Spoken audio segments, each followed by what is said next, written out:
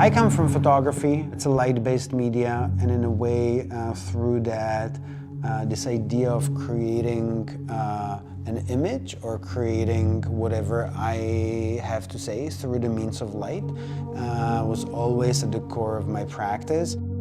The type of projection work that I might be known from places like Chicago or Tel Aviv don't necessarily make sense in the sense of the benefit for the residents of this particular place and community. Each area in Gary has a different relationship and need for light. I feel that it's such a powerful medium because when you turn lights off, there is nothing. If you turn light on, you have the potential to expose things, to see things.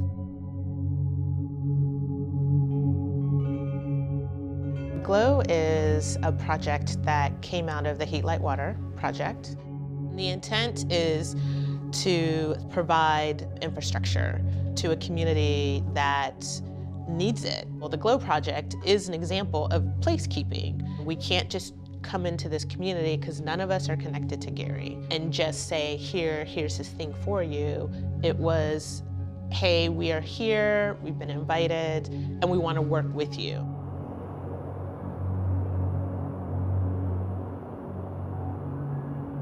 GLOW stands for Gary Lights Open Works and is a platform for the production of radically reprogrammable streetlights, along with workshops that will produce the content and the heartbeat of these streetlights. We built LED drivers. We created custom circuit boards that use this ESP32 chip, which is a Wi-Fi microcontroller. Put that together with a bunch of pins and resistors and things to connect to various sensors.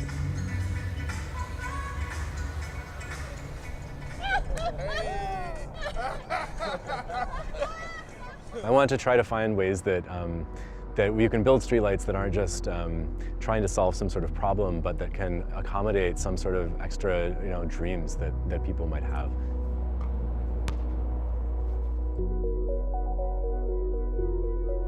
This summer, we conducted 5 workshops. What I want you all to do is walk around, enjoy the park, but also track to see what the quality of air is. 3 different artists led workshops around sensing the environment and looking at how you can engage technology and even just getting to know the place around you. There was workshops about breath, about air pollution and using air quality sensors, little handheld, playful things.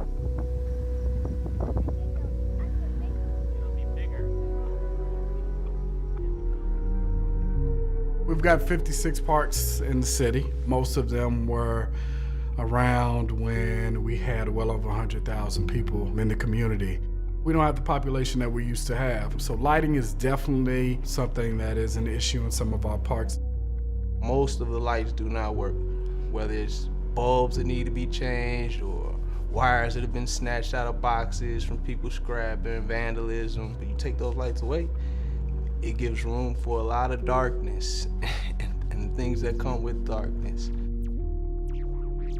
The U.S. Steel mill built the infrastructure for this town. So when the mill was running, the streetlights would flicker as the mill drew power away from the city, away from its workers to the mill. And so David and I have kind of had a thought about what if the streetlights have a different heartbeat? Not about the mill, which is no longer supporting the city, but about the energies that are here and have grown up here.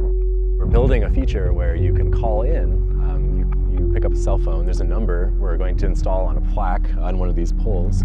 And once you call, you'll hear a sonic composition that is built from contributions of people who have been to workshops.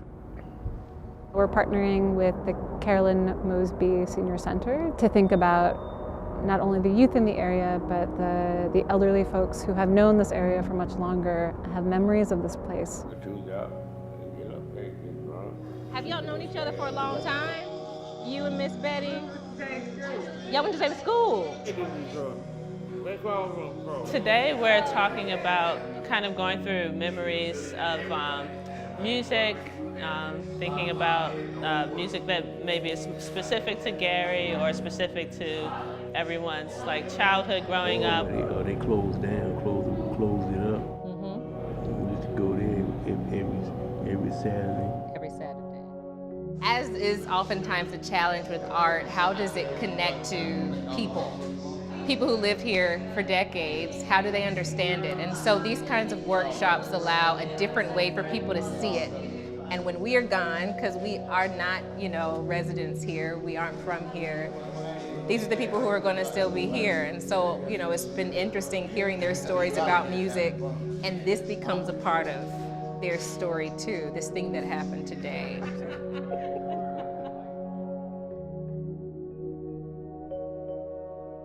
We can make of all of the space that is being torn down, demolished, we can do with it what we want. I know what the potential is. It's, for one, providing the environment with something that it needs, which is the light. And for two, it's changing the perception of people who ride past and see it. They see something there that wasn't there before. I think that the project will live for quite a while. It's important as an inspiration for other projects, and hopefully as a seed for the same thing sort of to grow. The best things can happen when you don't have a really preconceived idea about what you're going to find when you go somewhere, and what might be possible and what kind of energy you can tap into. We're still not completely finished with what we hope to accomplish here. It's just the beginning. Right. This is just the step in.